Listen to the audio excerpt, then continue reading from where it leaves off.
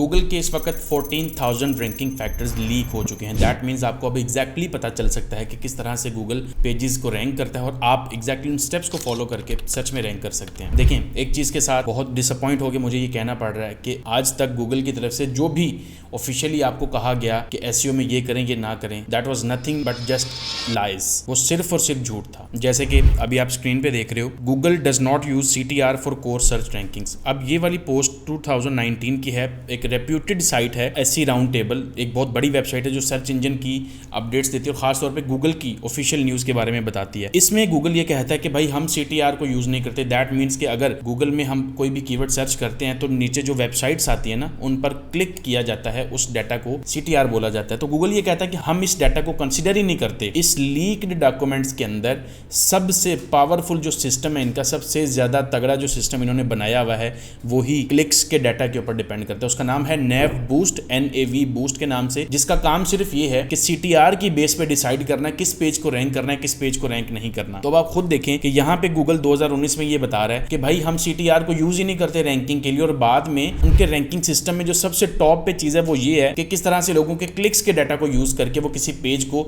Rank करेंगे। That means कि एक यूजर ने अगर एक पेज पे क्लिक किया है तो वो पेज पे कितनी देर के लिए स्टे करता है, वापस कब जाता है, जहां जहां पे वो क्लिक्स करेगा उन सब चीजों को गूगल ट्रैक करके रैंकिंग्स के लिए यूज करता है। एंड आपको जस्ट ये बोला गया कि भाई हम तो यूज ही नहीं करते इस चीज को। तो इससे आपको क्या फायदा हो सकता है? इससे आपको ये फायदा होगा, आपको अपने CTR पे बहुत ज्यादा काम करना है, आपको CTR इंप्रूव करना है, आपकी रैंकिंग इंप्रूव हो जाएगी। CTR कैसे इंप्रूव किया जा सकता है? उसके लिए आपको सिर्फ ये करना है, अपना जो भी कीवर्ड जिस पे आप रैंक करना चाहते हो उसको गूगल में सर्च करो। तो एग्जांपल के लिए यहाँ पे मैंने एक कीवर्ड सर्च किया है, आप किस तरह से अपने CTR को इंप्रूव कर सकते हो। CTR by the way search console में आपको शो होता है। यहाँ पे अगर आप ये इस पेज पहले टाइटल को देखते हो ना, does coffee make you tired, ठीक है, मैंने कीवर्ड सर्च किया है can coffee make you sleepy. अब यहाँ पे आगे लिखा हुआ है हियर्स व्हाई। अब आप अपने टाइटल में कुछ ऐसे वर्ड्स यूज करेंगे जो आपके टाइटल में कीवर्ड प्लस एक्स्ट्रा वर्ड्स मिलके उसके अंदर इमोशंस, उसके अंदर क्यूरियोसिटी को जनरेट करेंगे। तो अगर आप अगले टाइटल पे चले जाते हैं, why does coffee makes you tired, 6 reasons coffee can make you sleepy, why does coffee make me tired, coffee makes me sleepy, reasons and how to feel awake. ठीक है, अब इन टाइटल्स में से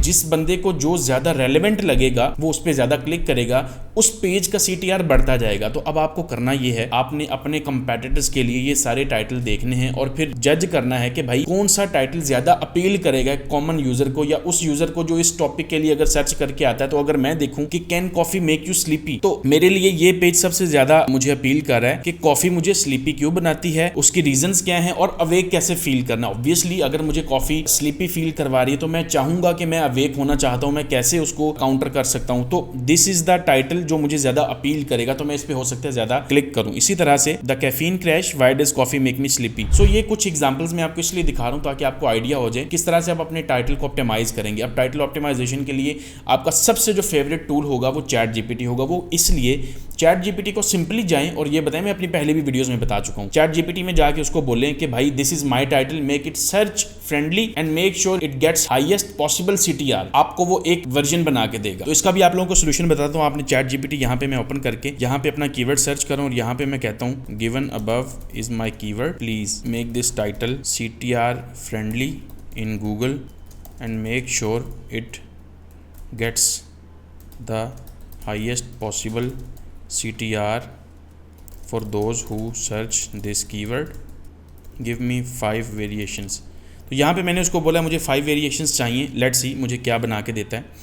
can coffee really make you sleepy, discover the surprising truth, feeling sleepy after coffee, here's what you need to know, the shocking reason why coffee might make you sleepy. ठीक है, तो हो क्या रहा है यहाँ पे, आप ये चीज खुद भी कर सकते हो, बट ChatGPT आपको विद इन अ सेकंड बताएगा और हो सकता है बहुत पावरफुल सजेशंस दे दे। तो आपके लिए अपने टाइटल को ऑप्टिमाइज करना बहुत ज्यादा आसान हो जाएगा। अब इस चीज को अगर आप इस्तेमाल करते हो, आप अपने टाइटल्स को ऑप्टिमाइज कर सकोगे। तो भाई देखो, इस वक्त जो गूगल सबसे ज्यादा जिस चीज को फोकस कर रहा है, जिस चीज पे कंसिडर कर रहा है, वो CTR है। तो आप लोग ये सोच रहे होगे कि भाई CTR तो तब पॉसिबल है ना जब हम फर्स्ट, सेकंड, थर्ड या इवन फर्स्ट फर्स्ट पेज पे आएंगे। अगर हम फर्स्ट पेज तक आए ही नहीं है तो कैसे हमारा CTR इंप्रूव हो सकता है? देखें, कभी ना कभी कोई ना कोई पेज तो आपका रैंक करेगा ही करेगा, और हमेशा हर वेबसाइट जो जीरो से स्टार्ट करेगी वो किसी ना किसी स्टेज पे जाके कहीं ना कहीं पे यूजर्स को सर्व करेगी। दैट मींस फर्स्ट पेज पे आएगी वो। अब कैसे लेके आना है, दैट्स अनदर स्टोरी। ठीक है, हम उस चीज पे अभी बात नहीं कर रहे, हम सिर्फ इस चीज पे बात कर रहे हैं कि गूगल के जो रैंकिंग फैक्टर्स लीक हुए हैं उसके अंदर गूगल इस चीज पे बहुत ज्यादा फोकस करता है कि भाई जो पेज ज्यादा CTR गेट करेगा वो ज्यादा टॉप पोजीशन लेगा। ठीक है, तो टॉप 10 में आने के लिए आपको सिंपल सा सोल्यूशन बता देता हूं,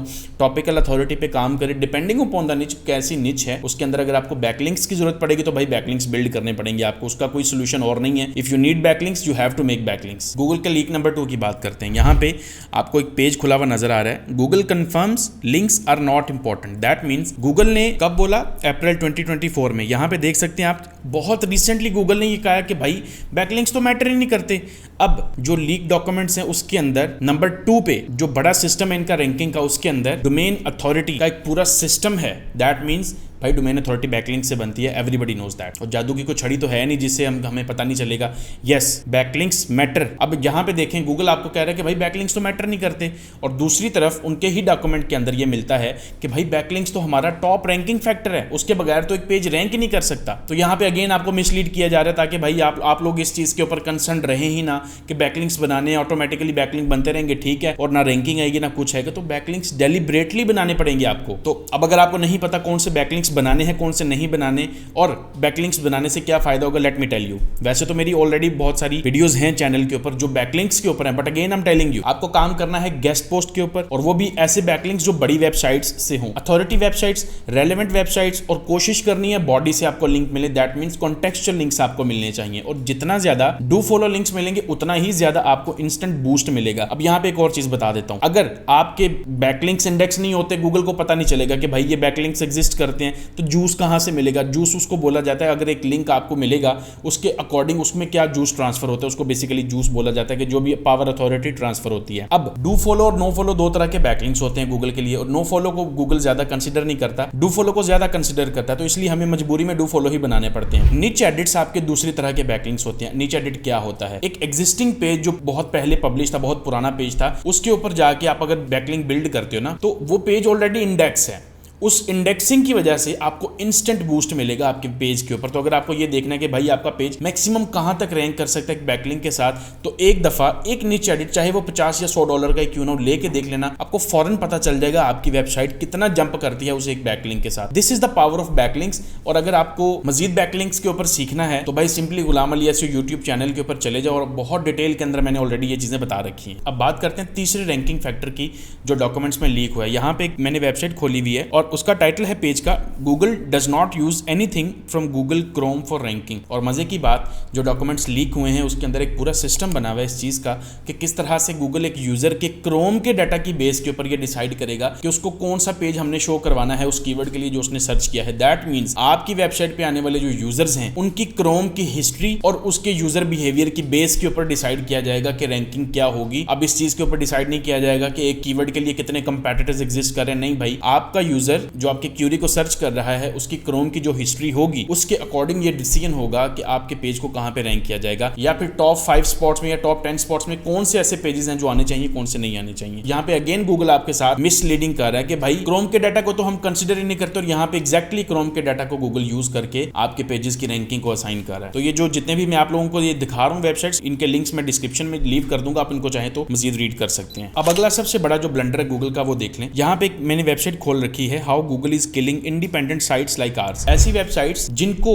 reputed authors, trusted authors, expert authors ने लिखा था, उन वेबसाइट्स को गूगल ने उड़ा दिया। एंड गूगल ये क्लेम करता है, इवन डॉक्यूमेंट लीक के अंदर भी गूगल ने इस चीज को क्लेम किया कि भाई हम ऑथर को कंसीडर करते हैं। दैट मींस जो EEAT का फैक्टर आप देखते हैं उसके बारे में गूगल खुद एम्बिगवस है कि एक तरफ वो कहते हैं कि भाई हम इसको यूज करें, दूसरी तरफ ऐसी वेबसाइट्स जो उस चीज को इंप्लीमेंट कर रहे हैं उनको वो रैंकिंग ही नहीं असाइन कर रहे, या रैंकिंग देने के बाद उनको डिस्ट्रॉय कर देते हैं। अब खुद बताएं कि आपको किस चीज के ऊपर बिलीव करना है। Again I am telling you, ये वो चीजें हैं जिनको ऑफिशियली गूगल ने अभी तक एक्सेप्ट नहीं किया कि yes we are doing this, we are dealing with these things, but the thing is सोच समझ के इन चीजों के ऊपर ट्रस्ट कीजिएगा, because it can be another trap. Google की तरफ से ये एक और ट्रैप हो सकता है, जिस तरह से पहले आप लोगों को को मिसलीड किया गया। इसी तरह से अगेन आपको आपके साथ कोई इस तरह की चीज हो सकती है। सो मेक श्योर आप अपनी सोच समझ के साथ इन चीजों को यूज करें, इंप्लीमेंट करें और देखें आपके लिए क्या वर्किंग है क्या नहीं है। अब आपको क्या करना चाहिए? आई वुड से आपको अपनी टेस्टिंग्स के ऊपर डिपेंड रहना चाहिए, ना कि आपको किसी थर्ड पार्टी सोर्स के ऊपर डिपेंड रहना चाहिए। मैं हमेशा कोई भी एसईओ का नॉलेज होता है जिसको डिस्कवर करता हूं, मैं अपनी टेस्टिंग की बेस पे उसको डिसाइड करता हूं। मैं आप लोगों के साथ आज अपनी एक स्टोरी शेयर करता हूं। मेरी एक वेबसाइट जिसकी CDN की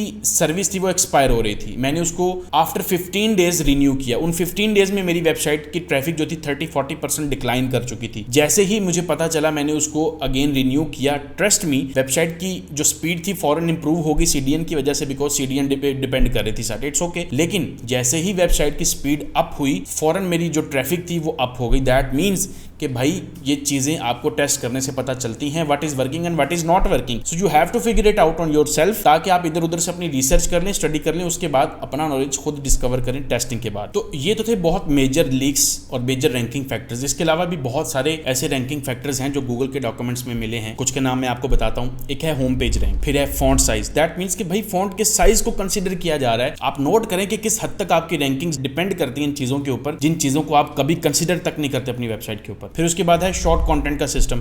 दैट मींस आपके पेज पे कंटेंट कितना है। थिन कंटेंट की पेनल्टी का आप लोगों ने सुना होगा। 300 से कम वर्ड्स के ऊपर अगर आपका पेज है तो आपको पेनल्टी रिसीव हो जाती है गूगल कंसोल के अंदर। तो इसलिए आपके पेज का कंटेंट हमेशा थोड़ा सा ज्यादा होना चाहिए। इसी तरह से डेट का फैक्टर है, आपका कंटेंट कितना फ्रेश है, इस चीज को भी देखा जाएगा। तो freshness is also ranking signal. इसी तरह से स्मॉल पर्सनल साइट, कि आपकी साइट छोटी एक पर्सनल साइट है या एक बड़ी अथॉरिटी वेबसाइट है, ये भी बहुत मैटर करता है। फिर domain age, important content and trust में एक लंबी लिस्ट है। So what you need to do is do your own research before implementing anything what I have said. Trust me, don't even believe me. अपनी research पहले करें।